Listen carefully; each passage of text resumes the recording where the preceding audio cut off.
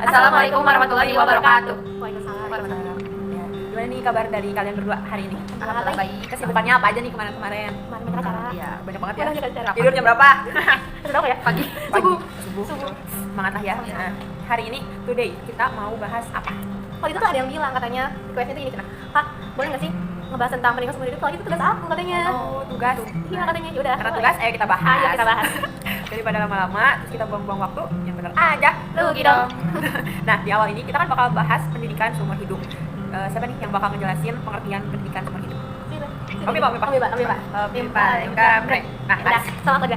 Oke, basic dulu ke pertama. Tentang konsep, kita kan tahu pendidikan seumur hidup itu apa sebenarnya, itu dari situ juga udah tahu siapa. Tapi sebenarnya pendidikan seumur hidup itu ketika kita yakin bahwa apapun yang terjadi, proses yang kita jalanin itu adalah suatu pendidikan yang selalu berlanjut continue dari awal kita lahir sampai juga kita meninggal, dan itu tuh nggak ada batasan apapun buat dapetin pendidikan itu. Nah itu kan disebut dengan pendidikan seumur hidup. Ada beberapa filosof, tapi orang tuh kadang statement itu gini loh, kamu tuh orangnya nggak berpendidikan. Wah, Baik banget gitu. Salah sih. Kalau kita ngebahas tentang pendidikan seumur hidup itu berarti bukan hanya tentang pendidikan formal doang. Tapi apa kan banyak kan pendidikan tuh? Tahu, aku tahu. Apa Ada non formal, informal. Nah, kan itu kan banyak berarti artinya walaupun dia nggak sekolah, mungkin karena keterbatasan finansial atau apapun itu ya, itu tuh orang tuh sebenarnya berpendidikan. Kalau nggak mungkin dong orang bisa tahu cara jalan, cara ngobrol. Orang kan kalau interaksi sama orang lain juga kan dia belajar juga kan. Buat gimana caranya supaya penyampaiannya itu nyampe gitu ya informasinya. Terus juga nggak mungkin deh dia juga kayak nggak bisa mengungkapkan kalau itu lapar loh. Kalau nggak berarti itu nggak mungkin sih kalau gitu. Nah, ada beberapa makna pendidikan seumur hidup yang kita bisa tinjau dari 6 perspektif. Yang pertama adalah dari perspektif filosofis. Nah, itu tuh kita tahu bahwa manusia itu kan makhluk yang hakikatnya itu adalah individual, sosial, susila, dan juga hakikatnya itu makhluk yang berbudayaan, berkeagamaan. Nah, kan kita tahu manusia itu ada individual dan juga sosial. Individualnya kita tuh nggak bisa ngebedain, nggak bisa memisahkan yang mana antara psikis dan juga fisik kita. Terus juga jismani rohaninya. Kalau sosialnya itu kita tuh kan tahu kalau misalkan kita nih kalau ngobrol kayak gini, kamu bisa mempengaruhi aku bisa mempengaruhi kamu, aku bisa mempengaruhi diri aku sendiri. Oleh karena itu filosofisnya kita itu manusia itu sebagai makhluk yang dapat dididik, terdidik, dan juga bisa mendidik orang lain gitu. Terus yang kedua ada dari perspektif potensialis dan individual, idealis. Nah, ini tuh semua orang tuh punya potensi tersendiri. Jadi itu tuh walaupun kita mungkin semuanya nggak tahu, tapi itu tuh ternyata bisa kita tahu melalui pendidikan yang secara tidak langsung selalu berjalan. Nah, itu tuh yang mendasari maksud dari pendidikan seumur hidup. Terus yang ketiga ada perspektif dari ekonomi. Nah, perspektif ekonomi ini tuh yang ngebuat kita tuh keluar dari zona kebodohan, keterbelakangan, keterbengkalaian yang ngebuat kita miskin. Itu apa miskin?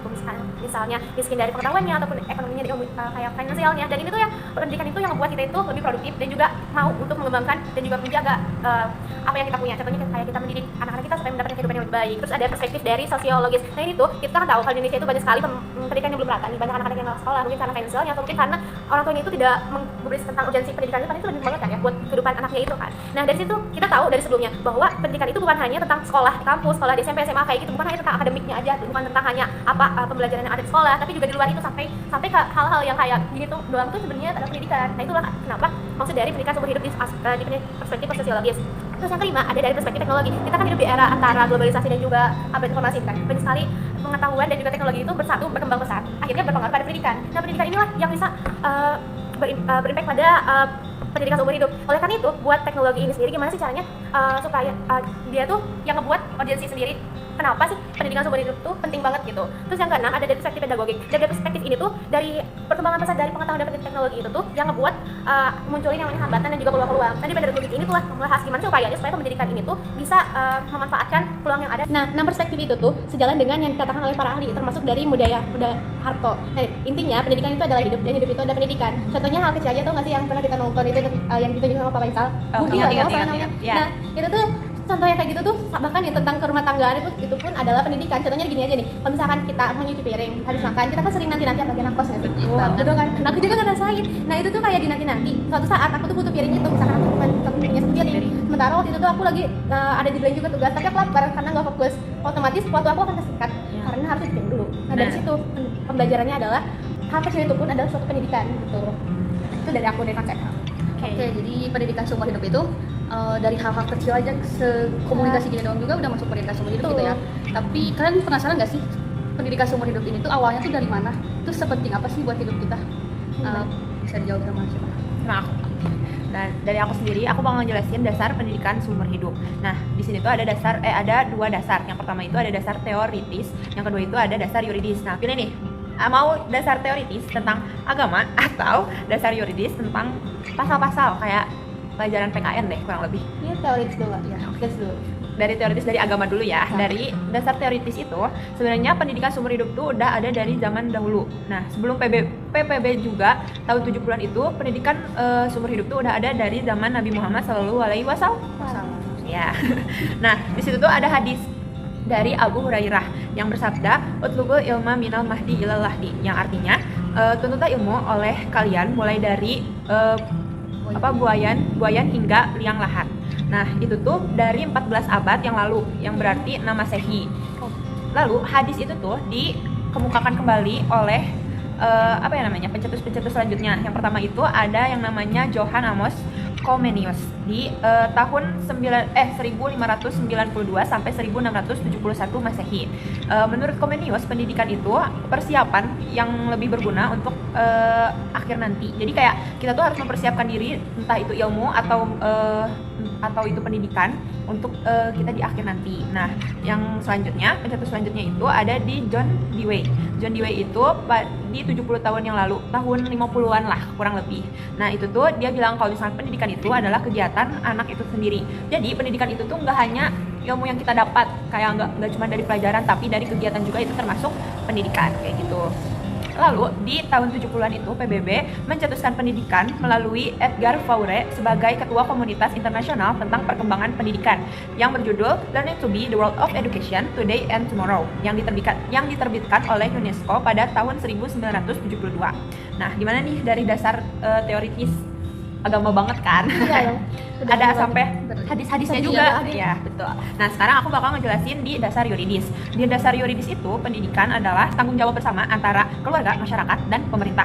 Selanjutnya, menurut GBHN 1993, pendidikan nasional dikembangkan secara terpadu dan serasi, baik antara berbagai jalur jenis dan jenjang pendidikan maupun antara sektor pendidikan dengan sektor pembangunan serta antar daerah.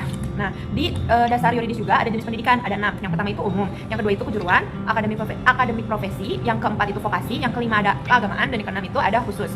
Nah, di dasar yuridis juga ada jalur pendidikan luar sekolah. Kayak yang tadi dibilang sama Karistia tuh, ada non formal sama informal. Di sini aku bakal ngejelasin jalur pendidikan yang non formal. Di non formal ini memerlukan layanan sebagai pengganti, penambah, sama pelengkap pendidikan. Fungsinya buat apa? Fungsinya itu buat mengembangkan potensi dan keterampilan dalam diri dan mengembangkan sikap kepribadian diri. Terus meliputi pendidikan pencakapan hidup, pendidikan anak usia dini, pendidikan kepemudaan, pendidikan pemberdayaan perempuan, pendidikan keaksaraan, pendidikan keterampilan dan pelatihan kerja, dan yang terakhir itu pendidikan kesetaraan. Pada pasal 1 ayat 1 nomor 20 tahun 2003 yang kemarin Pak Faisal jelasin, ingat kan? Nah, pendidikan itu usaha sadar terencana untuk mewujudkan suasana belajar dan proses pembelajaran agar peserta didik aktif untuk mengembangkan potensi dirinya. Nah, yang kedua itu ada pasal 5 ayat 5 yang isinya setiap warga negara berhak mendapatkan kesempatan meningkatkan pendidikan sepanjang hayat. Jadi kayak nggak cuma remaja-remaja aja kan yang buat ningkatin ilmu dalam pendidikan, orang tua juga bisa. Mungkin yang sampai umur 70 juga masih bisa belajar kan, kayak gitu. Terus yang terakhir ada pasal 13 ayat 1 yang isinya jalur pendidikan terdiri atas pendidikan formal, non formal, dan informal yang dapat saling melengkapi dan memperkaya. Nah, yang terakhir yang bakal aku jelasin yaitu urgensi pentingnya pendidikan seumur hidup. Yang pertama itu keterbatasan kemampuan pendidikan sekolah, yang isinya tuh kayak masih banyak kan lulusan pendidikan sekolah yang tidak terserap di dunia kerja. Kayak misalkan kita belajar apa gitu di sekolah, tapi waktu di dunia kerja tuh kayak nggak ada yang bisa kita lakuin gitu. Nah, itu tuh kayak masih keterbatasan banget. Nah, yang kedua itu ada daya serap rata-rata lulusan sekolah itu masih rendah akibat belajarnya yang kurang optimal. Mungkin kayak dari merekanya sendiri tuh kayak belajarnya masih kurang optimal, memanage waktu buat belajarnya itu masih kurang, yang kayak gitu-gitu kan. Nah, yang ketiga itu belum efisiensinya pelaksanaan pembelajaran di sekolah. Jadi kayak kalian tahu dropout kan, pernah dengar di DO ya, terus ataupun kayak ngulang kelas. Jadi kayak dia tuh nggak naik kelas kayak gitu. Yang kedua itu ada perubahan masyarakat dan peranan sosial yang menyulitkan pendidikan, ialah masalah tenaga kerja dan kesempatan kerja. Jadi kalian tahu nggak sih kayak akhir-akhir ini tuh kayak tenaga kerja dari pendidikan itu kayak masih kurang gitu loh. Kayak misalkan di suatu SMA nih ada guru bahasa Indonesia itu cuma 1. Kayak kan itu berarti tenaga kerja buat pendidikannya masih kurang banget kan, kayak gitu. Dan yang ketiga itu yang terakhir ada pendayagunaan sumber yang masih belum optimal, yaitu kelangkaan atau kekurangan sumber yang mendukung pelaksanaan pendidikan. Jadi kayak misalkan kurangnya fasilitas, kurangnya kayak buku tuh kayak masih kurang lah gitu disediain dari entah itu dari pemerintah atau misalkan dari kesadaran diri kita sendiri tuh kayak masih kurang dalam hal membaca yang kayak gitu. Mungkin dari aku itu aja. Nah, kita di sini bakal ke teman kita yang bakal ngejelasin tujuan dan karakteristik pendidikan seumur hidup. Ya, apa? Bentar. Bentar ya, aku balik. Kali ya, it's your turn. Saya Karina, saya akan membacakan atau menjelaskan bagian B, tujuan pendidikan seumur hidup. Pendidikan seumur hidup bertujuan untuk mengembangkan potensi kepribadian manusia sesuai dengan kodrat dan hakikatnya, yakni seluruh aspek pembawaannya seoptimal mungkin. Tujuan akhir pendidikan seumur hidup adalah mencapai kualitas hidup pribadi, sosial, dan profesional seoptimal mungkin. Melalui pendidikan seumur hidup, seorang diharapkan meningkatkan kualitasnya hidup sesuai dengan peranannya dalam kehidupan baik sebagai pribadi atau personal, sebagai warga masyarakat, sebagai tenaga kerja, sebagai warga negara, dan sebagai umat manusia dan sebagai makhluk yang maha esa. Dengan demikian, secara potensial, keseluruhan potensi manusia diisi dan dikembangkan sesuai dengan tuntutannya supaya berkembang secara wajar. Dengan mengingat proses pertumbuhan dan perkembangan kepribadian manusia bersifat hidup dan dinamis, maka pendidikan wajar berlangsung selama manusia hidup dengan keseimbangan yang wajar hidup jasmani dan rohani kita. Karakteristik pendidikan seumur hidup. Pendidikan seumur hidup memiliki karakteristik sebagai berikut. W. Rashidin 1989, keterpaduan vertikal dimensi waktu. Ciri keterpaduan vertikal atau dimensi waktu ini mengandung makna bahwa pendidikan seumur hidup merupakan suatu keseluruhan yang terpadu dari semua kegiatan pendidikan dan atau pengalaman belajar yang terdapat dalam semua tahapan kehidupan manusia. Dimensi ini mengandung makna bahwa pendidikan berlangsung dalam seluruh tahap perkembangan kehidupan seseorang, sejak lahir sampai mati. Pada setiap tahap perkembangan hidup seseorang itu, secara terus-menerus berlangsung kegiatan belajar dan seseorang menjadi pembelajar yang tertuju pada pencapaian pertumbuhan dan perkembangan kualitas kehidupan yang optimal. Tertuju pada penyempurnaan hidup dalam tahap tersebut. Kegiatan belajar pada suatu tahap perkembangan seseorang juga menjadi dasar bahan persiapan belajar untuk tahap berikutnya, sehingga akhirnya tercapai kualitas hidup personal, sosial, dan profesional yang optimal. Makna lain dari keterpaduan vertikal adalah bahwa pendidikan seumur hidup tidaklah sama dengan pendidikan orang dewasa. Dengan kata lain, pendidikan seumur hidup mencakup keseluruhan masa pendidikan sejak lahir hingga mati, terdiri atas masa pendidikan sebelum, selama, dan setelah belajar di sekolah. 2. Keterpaduan horizontal dimensi isi atau konten. Dalam hubungan ini, pendidikan seumur hidup berarti pendidikan yang mencakup perkembangan semua aspek kehidupan dan kepribadian seseorang. Hal ini berarti bahwa pendidikan yang berlangsung dalam setiap tahap hidup seseorang harus mampu mengembangkan secara terpadu aspek-aspek fisik, intelektual, afektif, dan spiritual, sehingga pada akhirnya tercapai perkembangan kepribadian yang lengkap. Makna lain dari keterpaduan horizontal ini ialah bahwa pendidikan seumur hidup mencakup pendidikan umum dan pendidikan profesional yang saling melengkapi atau saling menunjang. Pendidikan seumur hidup menghendaki agar pendidikan tidak hanya mengembangkan efisien saja secara pendidikan profesional, tapi juga mengembangkan aspek-aspek kehidupan manusia sebagai anggota masyarakat, warga negara, dan semesta umat. 3. Keterpaduan ekologis dimensi tempat atau lingkungan. Konsep pendidikan seumur hidup mengakui bahwa pendidikan berlangsung dalam lingkungan kehidupan manusia. Dengan kata lain, keseluruhan kehidupan manusia merupakan ekologi atau lingkungan tempat berlangsungnya pendidikan. Hal ini mengandung makna bahwa pendidikan tidaklah terbatas kepada pengalaman belajar yang diperoleh melalui program yang terencana secara ketat seperti di sekolah, tetapi juga terjadi melalui pengalaman belajar yang diperoleh secara tindak terencana dan insidental. 4. Keragaman dan kelugasan program dalam pendidikan.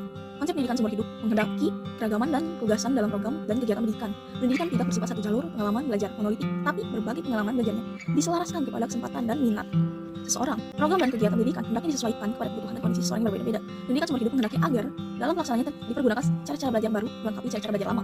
Pendidikan seumur hidup menghendaki agar pendidikan berfungsi adaptif dan inovatif sekaligus. Pendidikan seumur hidup menghendaki pendidikan universal. Pendidikan tidak merupakan hak prerogatif dari sekelompok orang tertentu. Kesamaan kesempatan pendidikan untuk semua orang dalam setiap tahap hidupnya hendak diberikan. Kesamaan kesempatan pendidikan ini hendaknya mengarah pada proses demokrasi dalam pendidikan. Ada 3 pokok bagi pendidikan seumur hidup, yaitu kesempatan, motivasi, dan kemampuan belajar.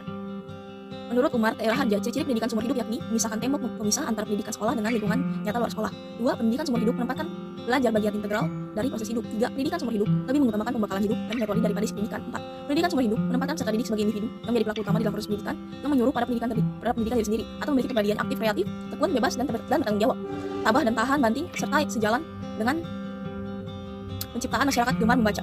Nah berbahaya, terus juga kita tuh kayak belum tahu gitu loh, kayak ini tuh sebenarnya pendidikan seumur hidup itu sebenarnya buat siapa, emangnya siapa yang dituju, terus juga aplikasinya apa, karena ada orang tuh yang bilang kayak ngapain sih belajar udah tua, kayak apalagi dengar gak sih tahu pasti kayak wanita itu kan berumah tangga tuh kayak ngapain belajar, Ngapain belajar nanti ujungnya di dapur. iya, itu kayak ini bukan gitu deh konsepnya, gimana tuh?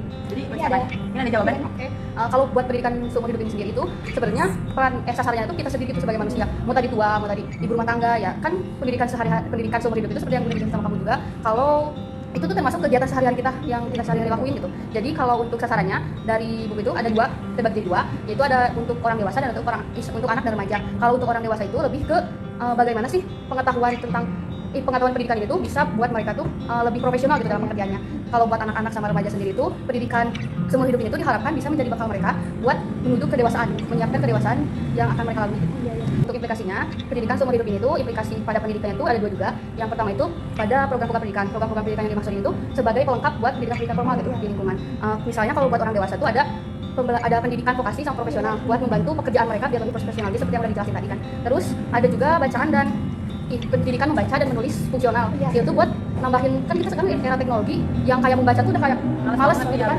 Nah itu tuh buat tingkatin itu. Terus ada juga buat kewarganegaraan, terus kultur gitu kan buat bekal kita sebagai warga negara. Yang kedua itu ada implikasi pendidikan seumur hidup pada pendidikan sekolah. Kalau ini tuh lebih ngejelasin gimana sih tujuan dan fungsi sekolah itu sampai kepada keputusan bahwa sekolah itu berfungsi sebagai pembentuk kepribadian dan untuk mengubah tingkah laku kita. Juga tujuan pendidikan selain untuk memahami pembelajaran yang dikasih oleh orang dewasa itu juga diharapkan kita tuh bisa mengaplikasikan pembelajaran itu buat kita sehari-hari gitu, membina diri sendiri dulu lah minimalnya. Buat sendiri dulu ya, kalau aplikasi sekolah tuh gitu harapannya. Dari kita tuh cukup sekian. Gimana nih menurut kalian? Apakah penjelasan kita tentang pendidikan seumur hidup itu udah jelas atau belum? Kalau misalkan emang belum jelas, kita mohon maaf terlebih dahulu. Mungkin kalau ada salah kata juga kita minta maaf.